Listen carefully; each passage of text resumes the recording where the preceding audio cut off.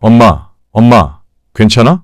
무슨 일이야? 방금 엄청 큰 폭탄 소리가 났어. 연기가 많이 나고 전쟁이 시작된 것 같아. 연락이 끊길지도 모르니까 걱정하지 마라. 사랑한다. 방금 들으신 이 대화는 영화 속 장면이 아닙니다. 2026년 4월 현재 이란 국민들이 겪고 있는 실제 상황입니다. 하지만 여러분 놀라운 사실이 하나 있습니다. 폭탄이 떨어지는 이 공포 속에서 이란 국민들이 내뱉은 첫마디는 살려달라가 아니었습니다. 그들은 오히려 드디어 시작됐다며 눈물을 흘렸습니다. 전 세계가 유가 폭등과 제3차 세계대전을 걱정할 때 이란 사람들은 왜 이 전쟁이 끝나지 않기를 기도하는 걸까요? 뉴스에서는 절대 보여주지 않는 8천만 국민의 처절한 이야기. 지난 2월 철권 통치를 휘두르던 최고 지도자 하메네이가 사망한 이후 이 땅에서 벌어지고 있는 가려진 이야기를 오늘 전해드립니다. 지금 이란은 거대한 정보의 무덤입니다. 이란 정부가 위기 때마다 가장 먼저 하는 일은 인터넷 차단입니다. VPN조차 연결할 수 없는 완전한 통신 두절입니다. 왜 이렇게까지 할까요? 이유는 명확합니다. 외부 뉴스보다 무서운 것은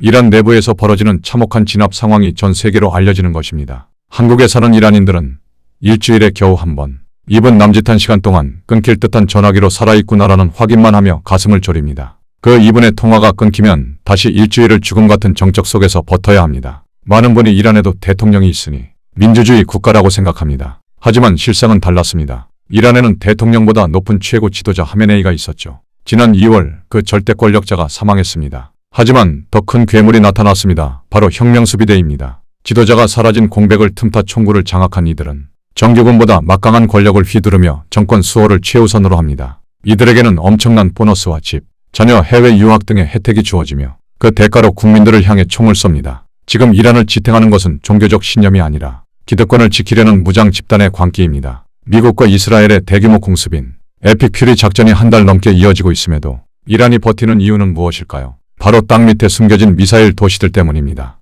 이란은 지난 수십 년간 전국의 험준한 산악지대 지하 500m 깊이에 거대한 요새를 구축했습니다. 화강암 안반 깊숙이 숨겨진 이 기지들은 웬만한 벙커버스터 폭탄으로도 타격이 불가능합니다. 지상 입구가 파괴되어도 수많은 무인 자동화 터널을 통해 미사일을 쏘아 올립니다. 이것이 이란이 가진 고슴도치 전략의 실체입니다. 하지만 이 화려한 군사 기술의 대가는 고스란히 국민의 몫입니다. 지하 기지를 지을 돈으로 국민의 빵을 샀다면 지금 테헤란의 아이들이 굶주림에 허덕이지는 않았을 것입니다. 이란 관영 매체는 하메네이가 사망했을 때 지도자의 죽음에 오열하는 인파를 돈을 주고 고용한 배우들이거나 과거 영상을 재활용한 가짜입니다. 국민들은 집 옥상에서 죽음을 기뻐하며 환호성을 질렀지만 밖으로 알려지는 순간 사살당합니다. 더욱 잔인한 것은 죽은 자식의 시신마저 인질이 된다는 겁니다. 시위 중 죽은 자녀의 시신을 찾으러 가면 정부는 그에게 돈을 요구하거나 교통사고로 죽었다는 허위 서류에 서명하라고 협박합니다. 이 서명을 하지 않으면 자식의 시신조차 돌려받지 못합니다. 공식 발표된 사망자는 수천 명이지만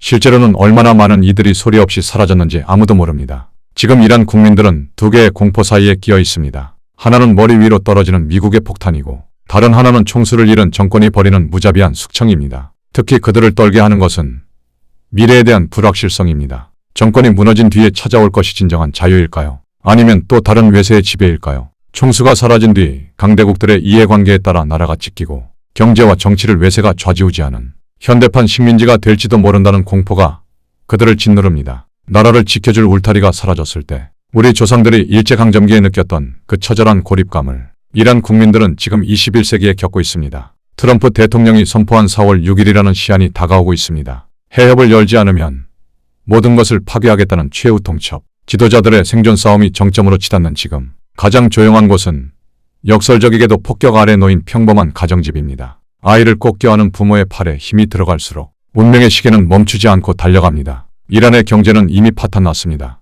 화폐 가치는 200배나 폭락했습니다. 이제 국민들에게는 두 가지 선택지뿐입니다. 앉아서 굶어 죽거나 시위하다 총에 맞아 죽거나. 이 절망 끝에서 그들은 전쟁이 무서운가요? 아니요.